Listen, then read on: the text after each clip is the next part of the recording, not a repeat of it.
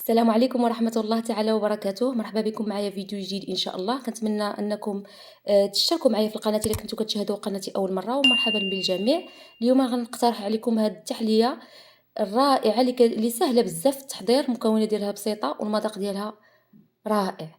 بصراحة أنا جربت بزاف ديال التحليات، ولكن هذه بالضبط فيها واحد المذاق خطير. خصكم تجربوها، ما كرهتكمش كاملين تجربوها وتستمتعوا بهذاك المذاق ديالها، لأنها سهلة في التحضير، ما كتستغرقش بزاف د الوقت باش توجد، وفي نفس الوقت مكوناتها بسيطة، ماشي شي حاجة اللي كتيرة. كنتمنى أن هاد الاقتراح ينال إعجابكم، وندوزو للمقادير. غنحتاج عندي هنايا 7 ديال الحبات ديال هاد الطونيك هذا، هاد الكوفخيط ديال درهم، كاين اللي كيقول ليه باستا. غنحتاج 7، ممكن ديروا غير 5 ولا 6، راه كافيين. لا كان المول ديالكم صغير. وغناخذ غير هاد الطحانة ديال العطرية، غادي نطحن بالوحدة بالوحدة حتى غنسالي الكمية كاملة. راه ما غنحتاجو لا نضيفوا ليه لا زبدة لا عسل، لا حتى شي حاجة. غير هذاك الشوكولا اللي ديجا فيه هو اللي كيخليه يتعلق. كنطحنوه مزيان حتى كنتحصلوا على واحد المزيج راه شوية معلّق كيف ما غتشوفوا معايا. شفتوا راه معلّق واحد شي شوية. غنبقى كنطحن حتى كنسالي الكمية كاملة اللي عندي، ونكملوا إن شاء الله الطريقة.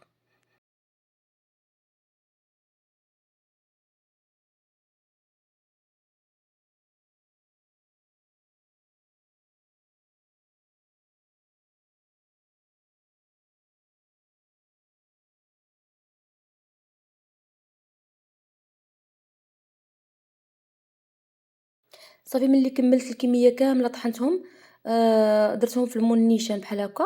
ديروا أي مول عندكم، واخا يكون بيريكس دجاج ولا أي حاجة، واخا ما يكونش كيتحل، راه ماشي ضروري يكون كيتحل، ممكن تهزوا منه الكاطو بشكل عادي بشي سباتول. هنا بقيت كنحاول أنني نوزّع هاد البسكوي بشكل متساوي في الأطراف كاملين. كنضغط بهاد المعلقة هادي، ومن بعد خديت واحد الكاس وباش كنضغط مزيان باش البسكوي يجي بحال شي كيك ولا بحال شي حاجة اللي ديجا مطيبينها في المول. صافي ومباشرة دزت كنوجد الطبقة الأولى اللي هي نص رود الحليب، وباكية ديال هادي ديال 3 دراهم ديال الفلون اللي كيكون معاها السكر ديالها، فلون كراميل. وهاد 2 علب ديال التحلية ديال الفلون، ممكن تعوضوها بالدانيت كراميل. ومعلقة كبيرة عامرة ديال النشا ونص. طريقة سهلة. غناخد الحليب نديروه في الكاسرونة، وندير عليه هاديك الساشي ديال الفلون اللي فيه السكر. اللي درتو هداك اللي ما فيهش السكر، ديروا 2 باكيات ديال درهم وديروا معاه 3 معالق ديال السكر. زدت عليه معلقة ونص ديال النشا، وغنحرك مزيان. كيف ما قلت لكم ديجا هذاك الفلون وهذاك الفلون الاخر هو اللي غنديرو في الاخر فيهم السكر، يعني ما خحتاجش ندير هذا الخليط فيه سكر نهائيا. الا درتو الفلون اللي ما فيهش السكر، هذيك الساعه عاد باش غير خصكم تضيفوا واحد 2 معالق ولا 3 ديال السكر. درتها فوق النار وغنبقى كنحرك بشكل متواصل بلا توقف، باش ما تحرقش وما تشدش لينا في الجناب، حتى كتبدا كتقال واحد شي شويه، وكتبدا كتغلي. بطبيعة الحال ما غاديش تختار بزاف هاد لا كريم اللي عندنا، غير بنسبة بسيطة كما كتشوفوا. صافي اون فوا بدا كيغلي وكيبدا كيطلع فقاعات، حيدتها من على النار، ومباشرة وهي سخونة درت عليها هادوك 2 ديال التحليات ديال الفلون كراميل الجاهز، وكنخلط مزيان مزيان حتى كيندمج هاد الخليط مع بعضياتو. راه كيعطي واحد المذاق اللي زوين بزاف. ممكن مثلا في رمضان تكتفيو بهم غير هكا. هاد الخلطة ديرو في كؤوس، راه كيجي لذيذ بزاف وكافي. كندير هاد الطريقة هادي باش نكب الخليط وهو سخون، باش ما يديرش شي حفيرة لداخل في البسكوي. صافي حتى كنوزعوا الكمية كاملة، وكنخليوه في بلاصتو هكاك محطوط بلا ما نزعزعوه بلا حتى شي حاجة، حتى كيشد لا فورم. وراه دغيا ما كايناش 10 دقائق حتى ل15 دقيقة كيشد. وكنديروه في ديك الساعة في الثلاجة. من ما وجدنا الطبقة الثالثة اللي فيها كاس ديال الماء ديال الماء عادي، و2 معالق ديال السكر، ومعلقة صغيرة ديال القهوة سريعة الذوبان، ومعلقة كبيرة ديال الكاكاو المر، وساشي واحد ديال درهم ديال الفلون ديال الشوكولا. درت الماء، درت عليه 2 معالق ديال السكر، معلقة ديال الكاكاو، ومعلقة صغيرة ديال القهوة سريعة الذوبان. وغادي نضيف ليه الساشي ديال الصغير ديال الفلون. نحركهم مزيان حتى كيندمجوا مع بعضياتهم وهما باردين بحال ما هكا. عاد باش غادي نديرهم فوق النار مع التحريك المستمر كالعادة. ولكن هاد المرة ما غاديش نتسناو أنه يتقال معنا الخليط، لأن ما فيه لا نشا لا بيض لا حتى شي حاجة اللي غتخليه يجينا يختار معنا. غادي نبقاو نخلطو غير باش ما يلتصقش. وإون فوا غادي يبدا يغلى وبدا يطلعوا فيه فقاعات، بنفس الطريقة غادي نحيدوه من فوق النار. وديك الساعة كندوزو باش نصبوه فوق الطبقة الأولى اللي كتكون ديجا راها شدات معنا وبردات في الثلاجة. فبنفس الطريقة كناخد شي سباتول وكنصب عليها الخليط باش ما يخسرش لينا الطبقة الثانية. بهاد الطريقة هادي كيف ما كتشوفوا حتى كنكب الخليط كامل وكنخليه تاني هكاك غير تما في الكوزينة حتى كيولي على درجة حرارة عادية، عاد باش كندخلوه يبرد في الثلاجة. وراه ما كايناش نص ساعة حتى ساعة كيكون واجد وجاهز للتقديم. هذا هو الشكل ديالو، ممكن تقدموه غير بهذا الشكل هذا راه زوين.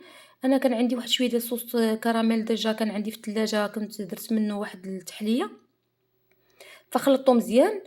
وغنوريكم كيفاش غادي نزوق به. الا ما كانش عندكم هذوك لي بوش اللي كيتباعوا جوتابل، غادي نديروا غير ميكا عاديه ديال الكوزينه اللي كنخدموا بها، غذائيه اللي كنديروا فيها المواد الغذائيه ديالنا. وغادي نشدها بهذه الطريقه هذه كيف ما كتشوفوا على شكل بوش، كان مثلث بحال ما هكا بهذه الطريقه هذه وصافي. وكنكب الخليط وكنزير عليه مزيان صافي. وديك الساعه غنقدروا اننا نشكلوا بها خطوط بكل سهوله.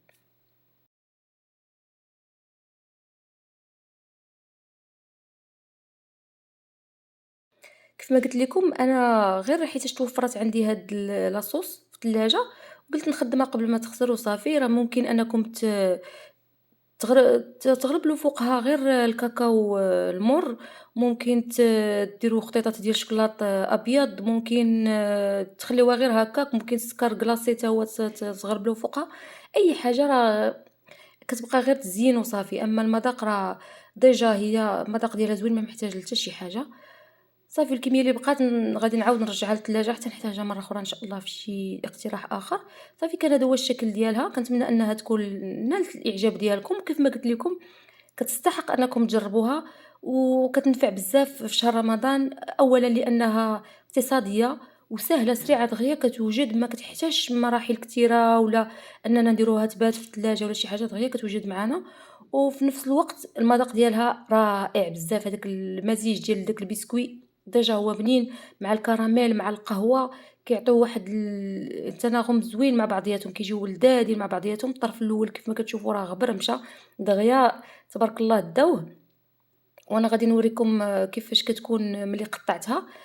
من الاحسن ما ديروهاش نهائيا في الفريغو لان هذاك البسكويت كيقصح، فما كنصحكمش ديروها نهائيا في الفريغو، ديروها غير في الثلاجه صافي. صافي حطيتها هنايا راه تبارك الله حتى هي دغيا كليناها في الكوزينه، راه بنينه بزاف وخفيفه تكال على الشبعه ما كتقل ما والو. كنتمنى ان الفيديو يكون نال اعجابكم وانكم استمتعتوا بالمشاهده، وكنتمنى انكم ما تبخلوش عليا بالاشتراك في القناه واللايك. والى اللقاء في اقتراح قادم ان شاء الله. الله يخليكم على خير.